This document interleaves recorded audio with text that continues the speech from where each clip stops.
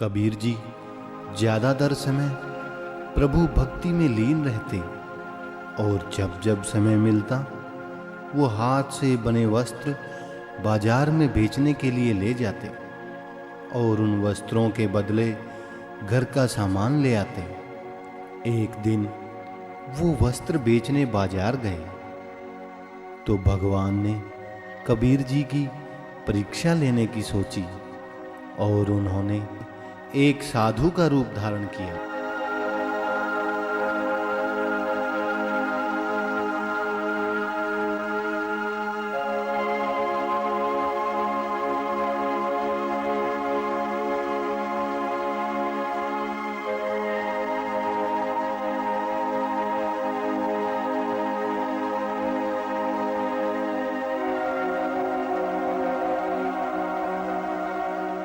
हे भाई, मुझे तन के लिए वस्त्र चाहिए।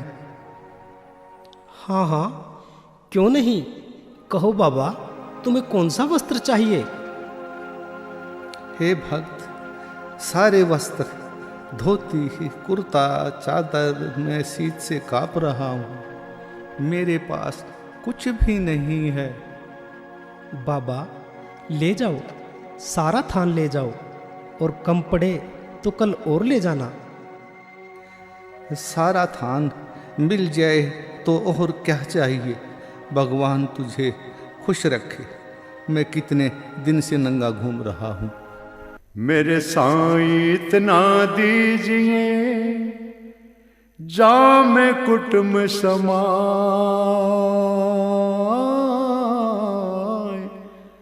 मैं भी भूखा ना रहूं न साधु भूखा जाए। बाबा मेरे राम ने जो दिया है उसे ले जाओ। राम जो भी देता है मैं जरूरतमंदों को दे देता हूँ। मैं तो राम की आज्ञा का पालनहार हूँ। भगवान तेरा भला करे। राम राम राम राम। राम राम बाबा, राम राम।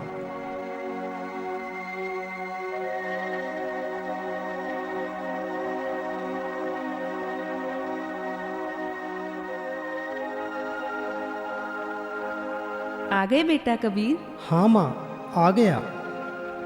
बेटा कपड़ा तो तुमने बहुत कम बुना, पर घर का सामान बहुत ज़्यादा भेज दिया। आटा, गुड़, घी, तेल, ये तो 2 महीने तक खत्म नहीं होगा। कितने पैसे मिले? माँ भगवान ही जाने कितने पैसे मिले। राम ही देता है और राम ही लेता है। बेटा एक साधु आया, सारा सामान रखा और बोला ये कबीर ने भेजा है। मैं तो इतना सामान देखकर हैरान रह गई। मैंने बहुत कहा बाबा जलपान करके जाओ, पर वो एक पल भी नहीं रुके और आंखों से ओझल हो गए। मैं तो कुछ समझ ही नहीं पाई। अच्छा बेटा अब तू आराम कर ले, थक गया होगा। हे राम, तेरे रंग तू ही जाने। संत कबीर अपनी समर्थता अनुसार साधु संतों को भोजन करवाते रहते।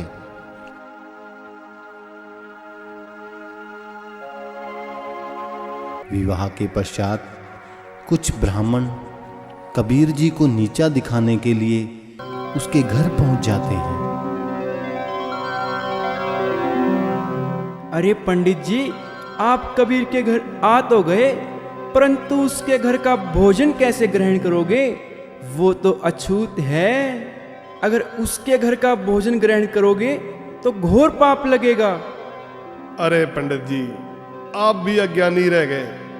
जिसको खुद खाने के लाले पड़े हैं वो हम इतने ब्राह्मणों को भोजन कैसे कराएगा? हमारा उद्देश्य तो केवल उसको नीचा दिखाना है। ठीक कह रहे हो पंडित जी। ये सभी नगरवासी जो हमें पूजनीय समझते थे आज हमारी तरफ देखते भी नहीं और कबीर की जय जयकार करते हैं। हाँ पंडित जी, कबीर ने तो हम ब्राह्मणों का काम धंधा चौपट ही करा दिया। चारों तरफ कबीर की ही जय जयकार हो रही है।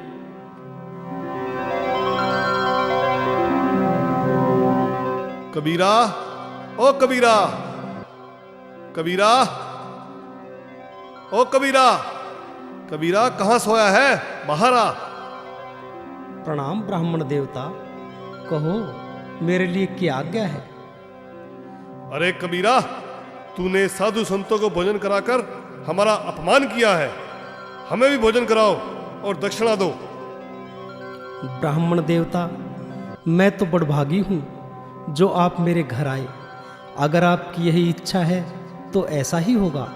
आइए बैठिए, आपको भोजन अवश्य कराया जाएगा। मुझ गरीब के पास जो कुछ राम प्रसादी है आप उसे ग्रहण करें। भगवान के घर किसी पदार्थ की कमी नहीं है। मेरा भगवान सदा मेरा ध्यान रखता है। आपकी सेवा करना मेरा परम धर्म है। आइए आसन ग्रहण कीजिए।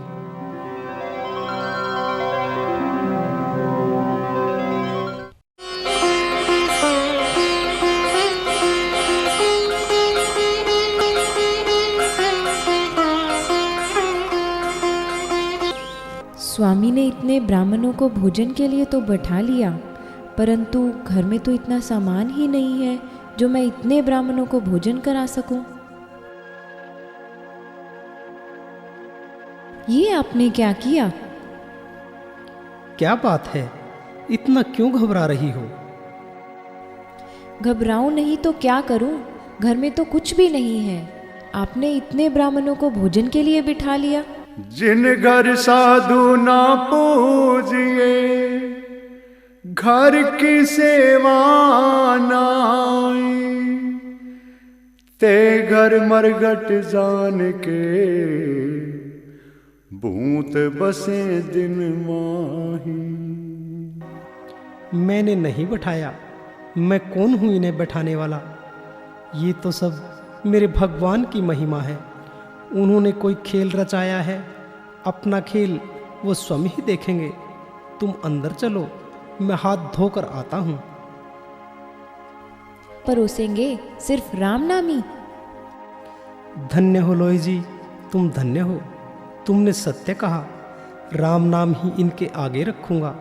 सारी महिमा तो राम नाम की ही है। कोरे मटके में मैंने मिठाई रखी थी, साधु संतों को भोजन खिलाना था, पर उनके आने से पहले वो मटका लुप्त हो गया। वो मटका अंदर ही रखा होगा, उस मटके में से मिठाई ले आओ।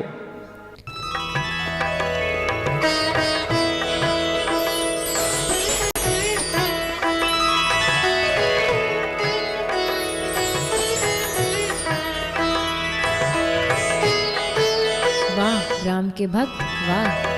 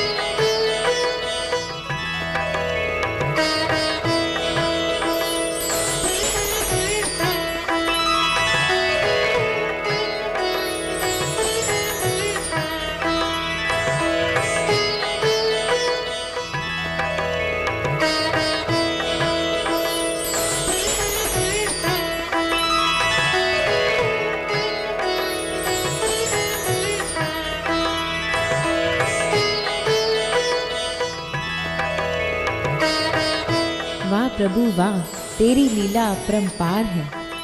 मटके में तो मिठाई खत्म होने का नाम ही नहीं ले रही।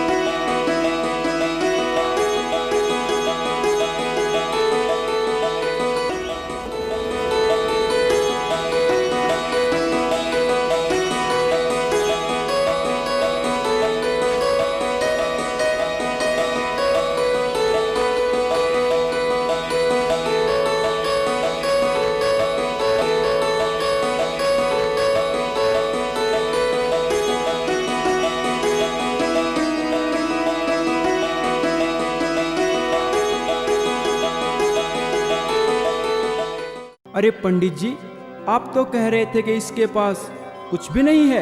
इसने तो ढेर सारी मिठाइयाँ ला के परोस दी। अरे मिठाई तो आ गई, परंतु छोटी जाति वाले के घर भोजन करने से हमें लज्जा नहीं आएगी। पंडित जी क्या करें, भोजन तो सामने आ गया। यदि अब भोजन नहीं करेंगे तो ये अन्न देवता का अपमान होगा। पंडित जी, आप ठीक कर रहे हो। चलो भोजन जीवना शुरू करें।